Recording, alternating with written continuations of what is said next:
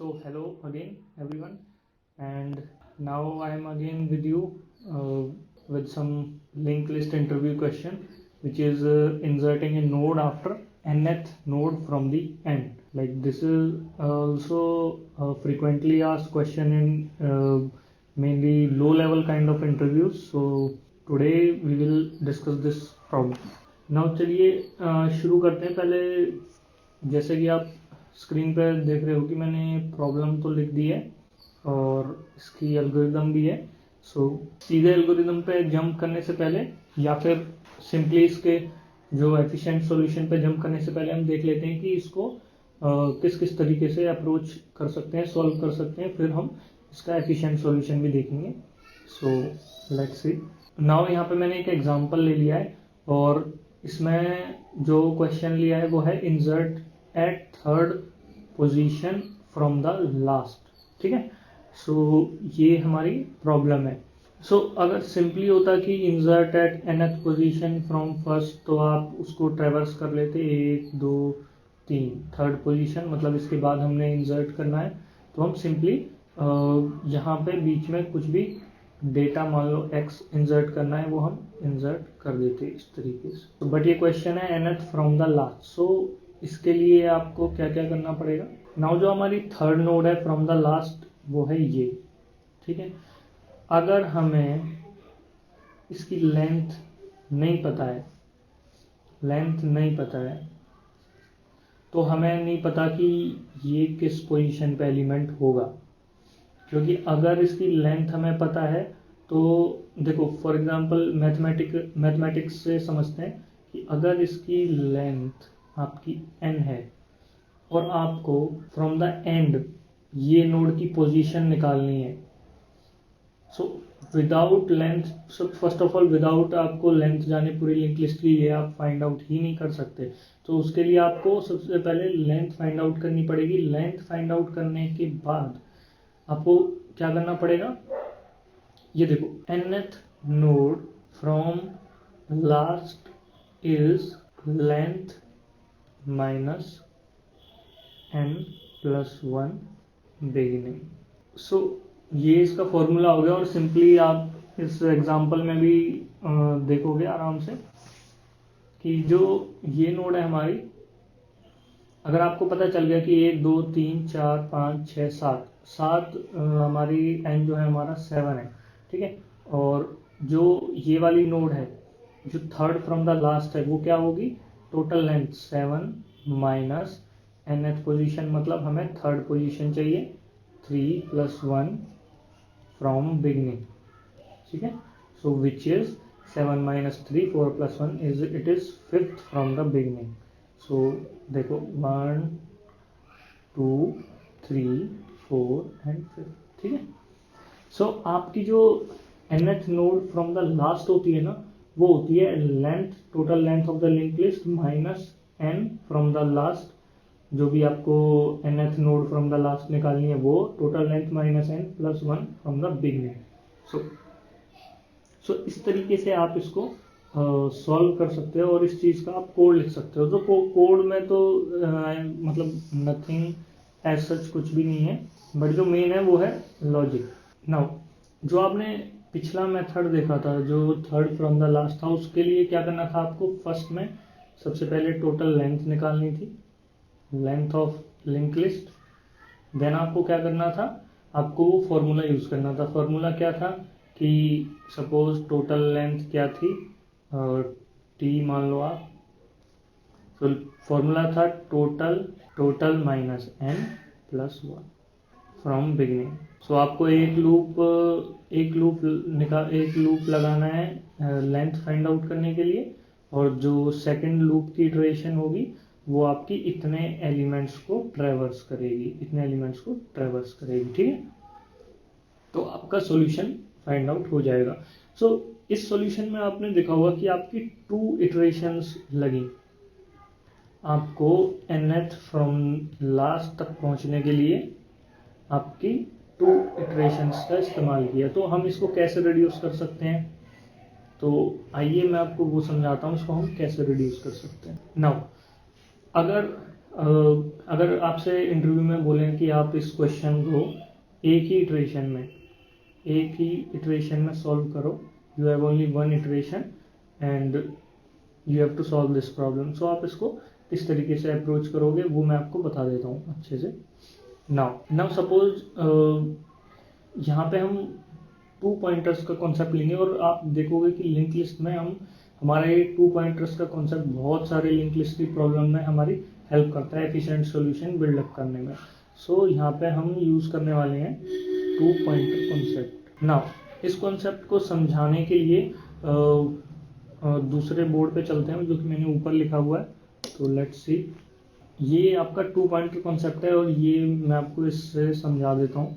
Suppose आपको third from the last चाहिए था, थर्ड, तो ये हमारा थर्ड फ्रॉम द लास्ट, ठीक है, ये हमारा रिजल्ट है।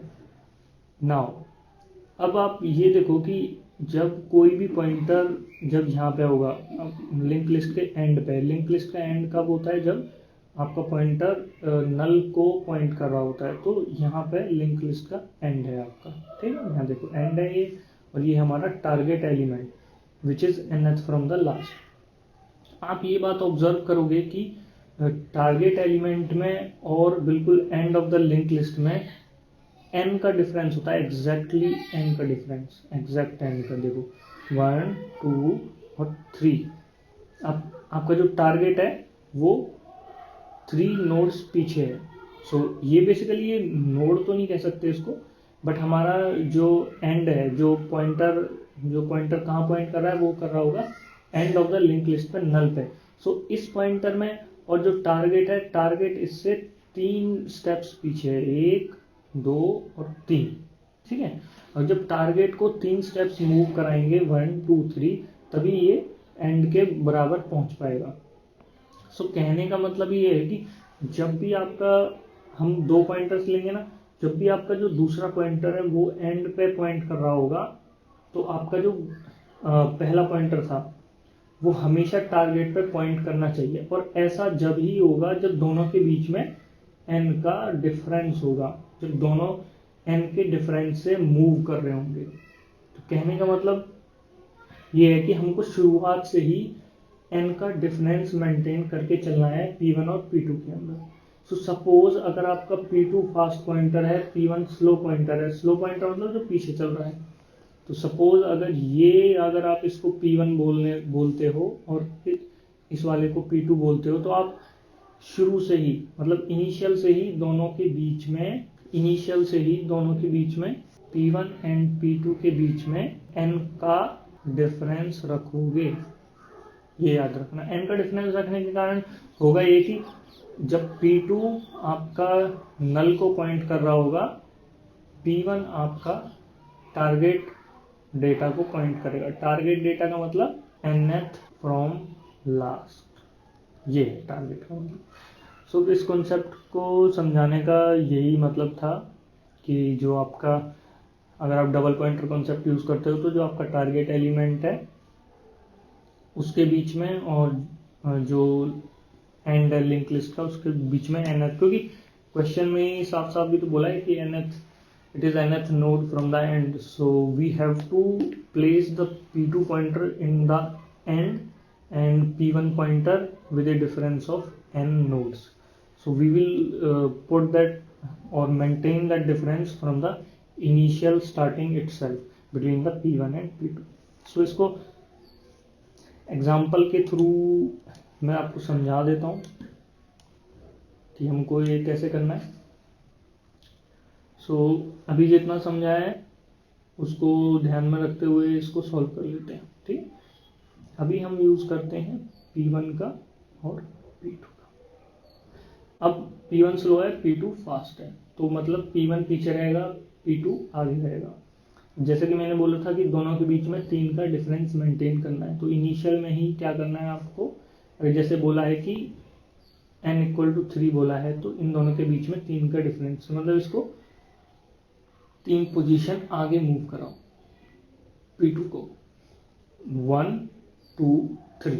नाउ P2 यहाँ है, P1 यहाँ पे, ठीक है। अब दोनों को जैसे ही इन दोनों के बीच में n का डिफरेंस हो जाता है तो P1 and P2 will move together. जो आपका सेकंड पॉइंट है, जैसे ही इन दोनों के बीच में n का डिफरेंस मेंटेन हो जाता है तो दोनों को साथ के साथ मूव करेंगे। तो P2 इधर आ गया, P1 इधर आ गया, P2 इधर आ गया, P1 इधर आ गया, P2 इधर आ गया, P1 इधर आ गया, P2 इधर आ गया, P1 इधर आ गया। Now, as soon as P2 hits null, you will return P1 data, which is nth node data from last। ठीक है, यहाँ देखो 50 रिटर्न हो जाएगा। This is third node from the last, 1 2 3। Yes, so ये कॉन्सेप्ट आपको यूज करना है। सो इनिशियल में P1 और P2 के बीच में, P2 के बीच में जो गैप बनाना है, उसके लिए आप कुछ नहीं, एक वाइल लूप लगा सकते हो जो कि n टाइम्स मूव करेगा। सो किसी भी टेम्पररी वेरिएबल में n की वैल्यू सेव कर लो and while temp minus minus you will move the P2, just simple as that. तो ये सिंपल सा लॉजिकल ब्लॉक आपका दोनों के बीच में n डिस्टेंस का गैप तैयार कर देगा। ठीक है। सो इस अप्रोच में हुआ क्या कि हमने ओनली वन आइटरेशन में आपका जो प्रॉब्लम थी उसको सॉल्व कर लिया। ठीक है। सो अगर आपसे इंटरव्यू में पूछे तो आप दोनों कॉन्सेप्ट समझा देना। एक तो जो काइंड ऑफ बेसिक अप्रोच थी, जो 2 इटरेशंस जिसमें लग रहे थे हमको इस प्रॉब्लम को सॉल्व करने में, सबसे पहले वो बताना है आपको, फिर उसके बाद ये वाला अप्रोच आप सिंपली बता सकते हो। सो आई होप ये वीडियो आपको अच्छा लगा हो और आपको ये प्रॉब्लम समझ में आई हो। सो ऐसे ही वीडियोस मैं आगे और डालता रहूँगा। So thank you, take care and have a nice day, bye.